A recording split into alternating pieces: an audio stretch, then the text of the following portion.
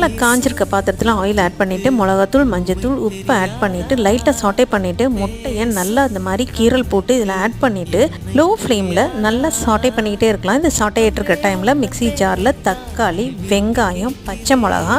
இஞ்சி, பூண்டு எல்லாத்தையும் ஒன்றா போட்டு நல்லா ஸ்மாஷியாக ஸ்மூத்தாக நம்ம அரைச்சி எடுத்துக்கலாம். இந்த டைமில் நமக்கு முட்டை எல்லாமே நல்லா சாட்டே ஆகி கலர்ஃபுல்லாக வந்துருச்சு. இப்போ இதே ஆயிலில் கருவேப்பிலை, அரைச்சி வச்சுருக்கிற மசாலா எண்ணெய் பிரிகிற வரைக்கும் ஸ்லோ ஃப்ளேமில் நல்லா சாட்டே ஆகிட்டு இருக்கிற கேப்பில் மிக்ஸி ஜாரில் தேங்காய், அதோட கூடவே ஊற வச்சுருக்கிற பூசணி விதை, முந்திரி பருப்பு, கசகசா, மிளகாத்தூள், மல்லித்தூள், ஜீரகத்தூள், கரம் மசாலா எல்லாத்தையும் போட்டு அரைச்சி எடுத்துகிட்டு